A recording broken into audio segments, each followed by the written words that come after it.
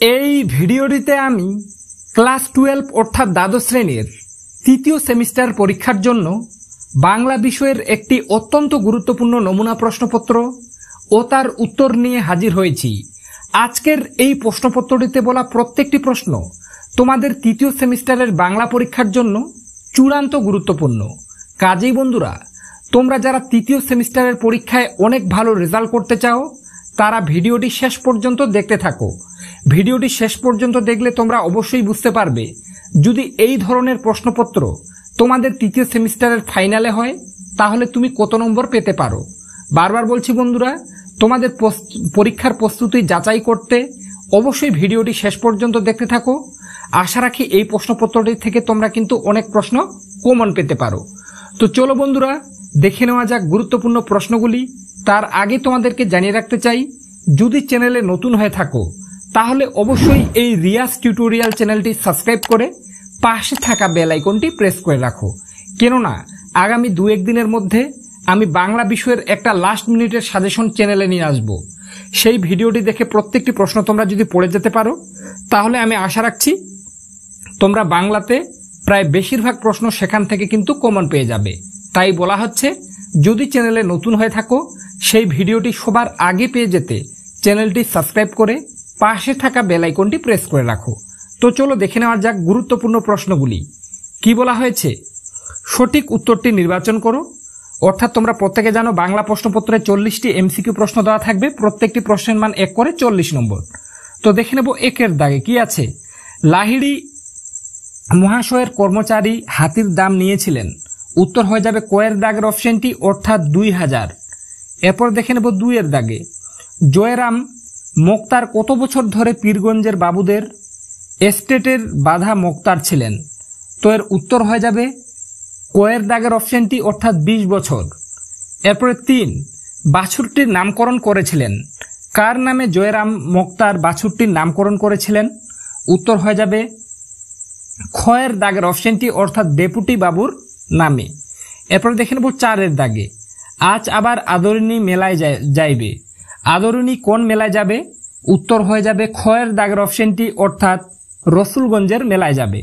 এরপরে দেখে নেব 5-এর দাগে কি আছে দেখে নাও, বামুনহাটে মেলা হয়। তো এর উত্তর হয়ে যাবে গয়ের দাগের অপশনটি অর্থাৎ চৈত্র সংক্রান্তিতে। এরপরে 6, মহাভাষ্য কার লেখা? উত্তর হয়ে যাবে কয়ের দাগের অপশনটি অর্থাৎ পতঞ্জলির লেখা। এরপরে 7, বাংলা ভাষা প্রবন্ধটির লেখক হলেন। উত্তর হয়ে যাবে খয়ের দাগের অপশনটি অর্থাৎ স্বামী বিবেকানন্দ। এরপরে 8, বাংলাদেশের স্থানে স্থানে রকমারি ভাষা কোনটি গ্রহণ করব? তো এর উত্তর হয়ে যাবে ঘয়ের দাগের অপশনটি অর্থাৎ কলকাতার ভাষা। এরপরে 9, আব্দুল করিম খাঁ কোথায় জন্মেছিলেন?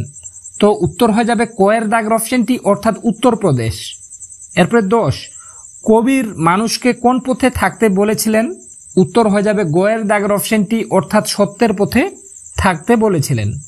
এরপরে 11, ভ্যান গোঘের ধর্ম ছিল উন্মাদনা। ভ্যান গোঘ ছিলেন একজন। তো উত্তর হয়ে যাবে গয়ের দাগের অপশনটি অর্থাৎ চিত্রশিল্পী। এরপর দেখে নেব 12 কি আছে, আকাশে পুষ্পক আর সপ্তডিঙ্গা সাজে সিন্ধু জলে। পুষ্পক কি?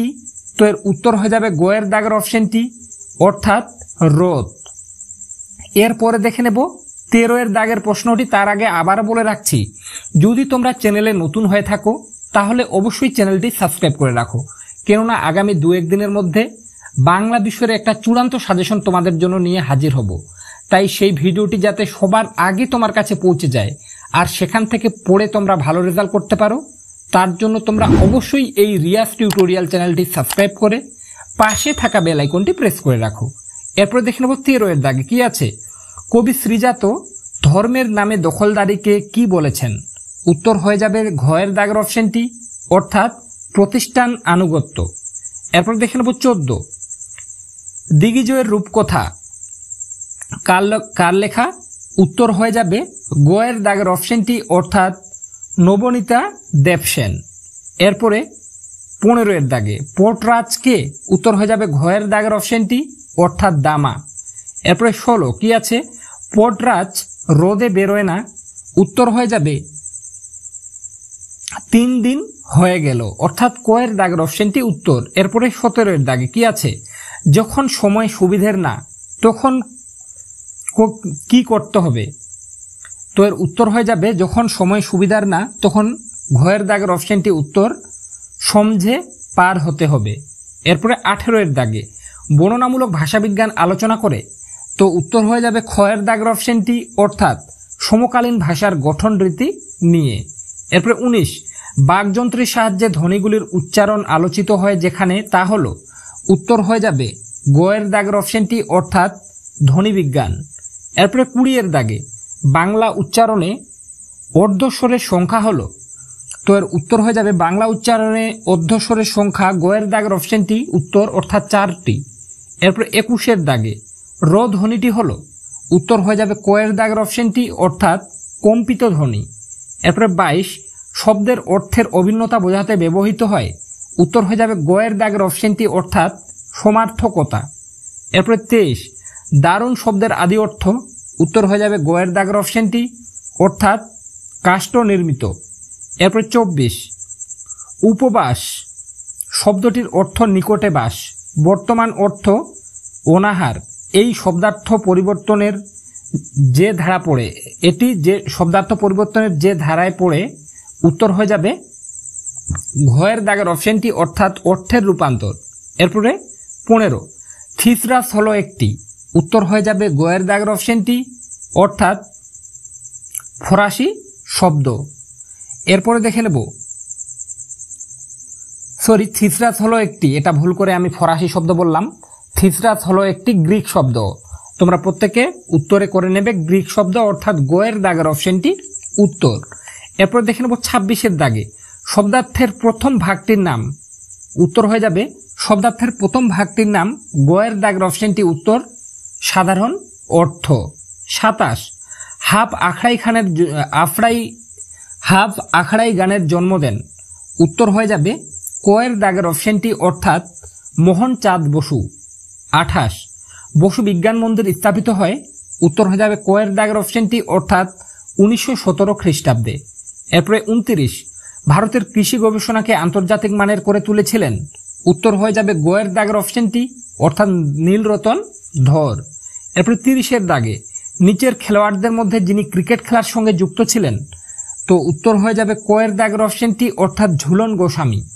31 সন্ধ্যার পর গৃহে ফিরিয়া দেশ বসিয়া সমবেত বন্ধুমণ্ডলীর নিকট মুখোপাধ্যায় এই কাহিনী সবিস্তারে বিবৃত করলেন, তো উত্তর হয়ে যাবে 31 এর দাগের প্রশ্নটির উত্তর হয়ে যাবে খ এর দাগের অপশনটি, অর্থাৎ বৈঠকখানায় বসিয়া।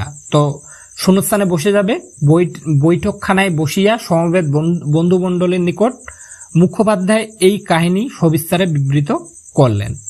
এরপরে 32 এর দাগে যারা দেশ এসেছেন তারা সকলেই সাধারণ লোকের ভাষায় সাধারণকে শিক্ষা দিয়েছেন, তো উত্তর হয়ে যাবে ঘ এর দাগের অপশনটি, অর্থাৎ লোকহিতায়। 33 দিগ্বিজয়ে যেতে হবে দেশ দিলেন সাজিয়ে, তো উত্তর হয়ে যাবে গ এর দাগের অপশনটি, অর্থাৎ দুয়োরানি। এরপরে 34 কি আছে, ক্রম অনুসারে বাক্যের পুনর্বিন্যাস করো, তো এক্ষেত্রে উত্তর হয়ে যাবে, আমি মাত্র 2টা অপশন এখানে দিয়ে রেখেছি, তো 2টার মধ্যেই একটা হয়ে যাবে, কিন্তু তোমাদের প্রশ্নপত্রে 4টি অপশন দেওয়া থাকবে, 3টা অপশন দেওয়া আছে এখানে। তো 34 এর দাগের প্রশ্নটির উত্তর হয়ে যাবে গ এর দাগের অপশনটি, অর্থাৎ গো। প্রথমে হবে বি এর দাগের বাক্যটা, তারপরে হবে ডি এর দাগের বাক্যটা, তারপরে এ এর দাগের বাক্যটা, তারপরে সি এর দাগের বাক্যটা। তো এক্ষেত্রে তোমরা উত্তর করে নেবে গো এর দাগের অপশনটি উত্তর। এরপরে 35 সত্য ও মিথ্যা নির্ণয় করো, তো এক্ষেত্রে 35 এর দাগের প্রশ্নটির ক্ষেত্রে উত্তর হয়ে যাবে, আমি প্রত্যেকটা বাক্য তোমাদের সামনে পড়ে শোনাচ্ছি না যাতে ভিডিওটা বড় না হয়ে যায়, তার জন্য এক্ষেত্রে তোমাদের বলে দিচ্ছি বিকল্প সমূহ দেখতে পাচ্ছ। এক্ষেত্রে উত্তর হয়ে যাবে তোমাদের 35 এর দাগের প্রশ্নটির উত্তর হয়ে যাবে গ এর দাগের অপশনটি, অর্থাৎ এ সত্য, বি মিথ্যা, সি সত্য, ডি সত্য। এরপরে দেখে নেব 36-এর দাগে কি আছে, সর্বপ্রথম বাংলায় ধ্রুপদ রচনা করেন। তো এক্ষেত্রে উত্তর হয়ে যাবে ঘয়ের দাগের অপশনটি, অর্থাৎ রামশঙ্কর ভট্টাচার্য। এরপরে দেখে নেব 37-এর দাগে কি আছে দেখে নাও, স্তম্ভ মিলিয়ে সঠিক বিকল্পটি নির্বাচন করো। অর্থাৎ 37-এর দাগে তোমাদের স্তম্ভ মেলাতে হবে। তো ক স্তম্ভ খ স্তম্ভ তোমরা দেখতে পাচ্ছ। ক স্তম্ভের প্রথমে আছে কয়ের দাগে মুখের মান্য বাংলা স্বরধ্বনির সংখ্যা। তো এক্ষেত্রে যে অপশনটার সাথে মিলবে সেটা হচ্ছে অতুল প্রসাদ সেন, অর্থাৎ খ স্তম্ভের 4 নম্বর দেখতে পাচ্ছ অতুল প্রসাদ সেন। খণ্ডধ্বনির অপর নাম হলো, এক্ষেত্রে হয়ে যাবে বিভাজ্য ধ্বনি। একের বেশি স্বরধ্বনির সময়ের সৃষ্ট, উত্তর হয়ে যাবে যৌগিক স্বরধ্বনি। এবং বাক্যে সুরের ওঠাপড়াকে বলে সুর তরঙ্গ। এরপরে দেখে নেব 38-এর দাগে কি আছে দেখে নাও। এক্ষেত্রে তোমাদের স্তম্ভ মেলাতে হবে। ক স্তম্ভ খ স্তম্ভ দেখতে পাচ্ছ। ক এর দাগে আছে আমি অকৃতি অধম, গানটির রচয়িতা, এক্ষেত্রে হয়ে যাবে উত্তর রজনীকান্ত সেন। বলো বলো বলো সবে, এই গানটির রচয়িতা হয়ে যাবে অতুল প্রসাদ সেন। এরপরে গোয়ের দাগে বান এসেছে মোরা গাঙে, গানটির রচয়িতা হয়ে যাবে মুকুন্দ দাস। তারপরে ঘয়ের দাগে আছে ও দয়াল বিচার করো, গানটির রচয়িতা, এক্ষেত্রে উত্তর হয়ে যাবে রজনীকান্ত সেন। এরপর দেখে নেব 39-এর দাগে কি আছে, নিম্নে প্রদত্ত প্রশ্নটিতে দুটি অংশ রয়েছে। প্রথম অংশটি বিবৃতি এ এবং দ্বিতীয় অংশটির কারণ আর নির্দেশনা অনুযায়ী সঠিক উত্তরটি সন্ধান করো। তো এক্ষেত্রে তোমরা যে অপশনটা উত্তর হয়ে যাবে সেটা হয়ে যাবে 39-এর দাগে গোয়ের দাগের অপশনটি উত্তর, অর্থাৎ এ ও আর উভয় ঠিক এবং আর এ এর সঠিক কারণ। এরপরে দেখে নেব 40-এর দাগে, অর্থাৎ আজকের প্রশ্নের সবার শেষের প্রশ্ন। জয়রাম মোক্তার দিকে দৃষ্টমাত্র না করিয়া বললেন, না, গরুর গাড়িতে চড়ে আমি যাব না, যদি হাতি চড়ে যেতে পারি তবেই যাব, নইলে এই বিবাহে আমার যাওয়া হবে না। উক্তিটির মধ্যে দিয়ে বক্তার যে মানসিকতা প্রকাশ পায়। তো এক্ষেত্রে উত্তর হয়ে যাবে কয়ের দাগের অপশনটি, অর্থাৎ আভিজাত্যের গৌরব। তো বন্ধুরা, আজকের এই প্রশ্নপত্রটিতে তোমরা যে যে প্রশ্নগুলো দেখলে প্রত্যেকটা গুরুত্বপূর্ণ। তো প্রশ্নপত্রটি দেখে তোমার কি মনে হয়েছে, তুমি পরীক্ষায় কত নম্বর পেতে পারো সেটা অবশ্যই পারলে কমেন্ট সেকশনে কমেন্ট করে জানাবে। এবং যদি চ্যানেলে নতুন হয়ে থাকো তাহলে অবশ্যই চ্যানেলটি সাবস্ক্রাইব করে পাশে থাকা বেল আইকনটি প্রেস করে রাখো, কেননা আগামী 2-1 দিনের মধ্যে আমি বাংলা বিষয়ের একটা লাস্ট মিনিটের সাজেশন চ্যানেল নিয়ে আসব।